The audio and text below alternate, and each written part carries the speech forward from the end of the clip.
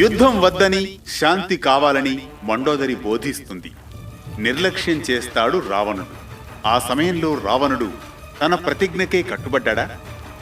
శ్వాసను ఆపేస్తున్న సంక్షోభమది. అలాంటి తరుణంలో లంక యుద్ధభూమిగా మారబోతుందా?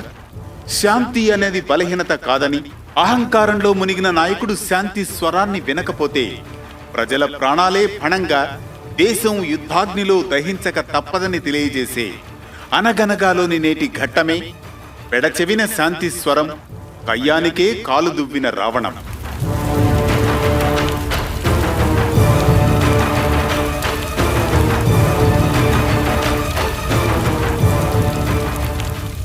అనగనగా అది త్రేతాయుగం.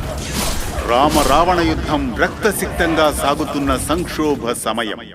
లంక సైన్యంలోని అతిరథ మహారథులు రాక్షస వీరులే కాక మాయాయుద్ధ వీరుడు తన పుత్రుడైన ఇంద్రజిత్తు కూడా నేలకూలి తనకు కడుపు కోత మిగిలిందని ఆక్రోశిస్తున్న మండోదరి ఇది ఇప్పటి వరకు జరిగిన ఘట్టం.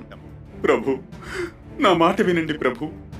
ప్రతీకారం తీర్చుకోవాలని అనుకుంటున్నారు కానీ ఆ ప్రతీకారం లంకను దహించి వేస్తోంది. పుత్రుని కోల్పోయిన తండ్రిగా కనీసం ఈ క్షణం హృదయం మృదువుగా మార్చుకోలేరా ప్రభు? దయచేసి ఇకనైనా నా మాట వినండి ప్రభు. ఆ సీతమ్మను రామునికి అప్పగించండి ప్రభు. యుద్ధం ఆగిపోతుంది ప్రభు. ఈ నరమేధానికి అంతం పలుకుతాం ప్రభు. మండోదరి, నువ్వు రాక్షసరాజు భార్యవు, మండోదరివి. నీ మాటల్లో ధైర్యం ఉండాలి కానీ భయం కాదు. సీత ఎప్పటికీ నాదే. సీతను వదిలి ఈ రావణుడు శత్రువుకు ఎప్పటికీ లొంగడు. గుర్తుంచుకో మండోదరి, గుర్తుంచుకో. ప్రభు, ఇది భయం కాదు ప్రభు, ధర్మం పిలుపు. నువ్వు శివభక్తుడివి, మహాజ్ఞానివి, యుద్ధ సూర్యుడివి.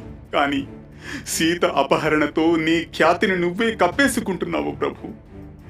కేవలం ఒక స్త్రీ, ఒక మానవ కాంత కోసం ఇంత రక్తపాతానికి ఒడగడుతున్నారు ప్రభు. ఆలోచించండి, ఆలోచించండి. నీకిది ధర్మమా, న్యాయమా? నీలో ఉన్నది గర్వం, అహంకారం మాత్రమే ప్రభు. గుర్తుంచుకో ప్రభు, గుర్తుంచుకో. అహంకారం, అహంకారం. అవును, అహంకారం. రావణుని గర్వమే అతని శక్తి.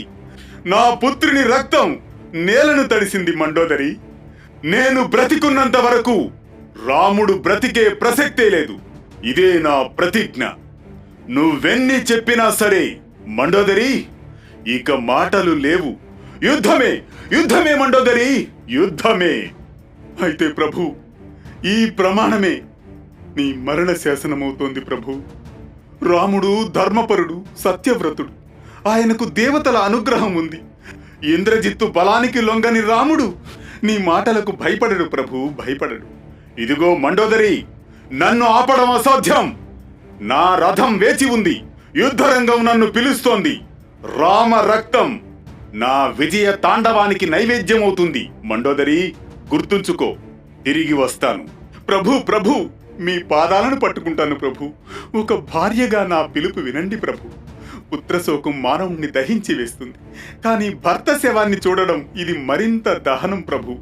ఈ రాత్రి నువ్వు రణరంగానికి వెళితే రేపు ఈ లంక వితంతువుల విలాపంతో నిండిపోతుంది ప్రభు.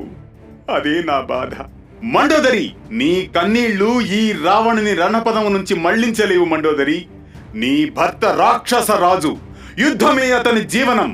యుద్ధరంగం నన్ను పిలుస్తోంది మండోదరి, పిలుస్తోంది. అయితే ప్రభు, ఒక్క విషయం తెలుసుకోండి ప్రభు.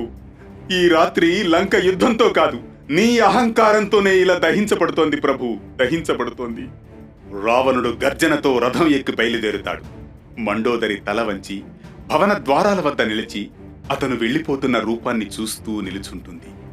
ఆమె కళ్లల్లో భయం, దుఃఖం, కానీ ఏమీ చెయ్యలేని ఒక వింత నిశ్చితి. రావణుడు మౌనంగా రథం ఎక్కి బయలుదేరుతాడు. మండోదరి తల వంచి భవన ద్వారాల వద్ద నిలిచి రావణుడు వెళ్లిపోతున్న రూపాన్ని చూస్తూ ఉంటుంది. అతడి కళ్లలోకే తొంగి చూస్తూ, ప్రభు, నీవు చరిత్రలో పరాక్రమ శిఖరంగా నిలిచిన రాక్షసునివే కావచ్చు, కాని నా దృష్టిలో మాత్రం నీవు ఓ చిత్తశుద్ధి కోల్పోయిన భర్తగా మారిపోయావు ప్రభు, మారిపోయావు. ఆ సమయంలో రావణుడు మౌనంగా ఆమె వైపు కొన్ని క్షణాల పాటు నిలుస్తాడు. ఆ చూపులో వేదన ఉందో గర్వముందో తెలియదు. తరువాత అతడు నిశ్శబ్దంగా తల తిప్పి రథమెక్కి గాలిలో వేగంగా ముందుకు అశ్వాలపై చేతులు వేసి మండోదరి స్తబ్దంగా తలవంచి భవన ద్వారం వద్ద నిలబడి అతడు వెళుతున్న రూపాన్నే చూస్తూ ఉంటుంది. ఆమె కళ్లల్లో క్షణకాల భయం, ఎప్పటికీ మిగిలే శూన్యత. పరదా కాస్త నిదానంగా పడిపోతుంది. రావణుడి రథపు చక్రాల చప్పుడు దూరమవుతుంది. మండోదరి నిశ్చలంగా నిలబడిపోతుంది. చీకటి ఆవరణలో ఆమె ముఖం విషాద కవచంలో ఒక దీప జ్వాలవలే మిగిలిపోతుంది. ఈ ఘట్టాన్ని మనం ఒక్కసారి సమీక్షిస్తే మండోదరి ప్రేమగల సతి మాత్రమే కాదు, ఆమె ధర్మాన్ని జ్ఞానాన్ని నమ్మే ఒక స్థిరమైన స్త్రీగా వ్యక్తమవుతుంది. రావణుడు మాత్రం గర్వం, బాధ్యత, విధి అనే 3 దుర్గుణాలతో నడిచి ఓటమికి పయనమవుతున్న మహారాక్షసుడు. ఇది వ్యక్తిగతమైన ఓటమి మాత్రమే కాదు, మానవ అహంకారానికి ఒక శిలాఫలకం. ఈ ఘట్టం మనకిచ్చే సందేశం ఇదే: అహంకారం, ప్రతీకారం, కోపం కలిసినప్పుడు వినాశనం తప్ప మరొకటి జరగదని. మండోదరి అభ్యర్థనలు, సూచనలు ధర్మానికి ప్రతీక అయితే రావణుని చెవిలో అవి గాలిలో కలిసిపోయాయి.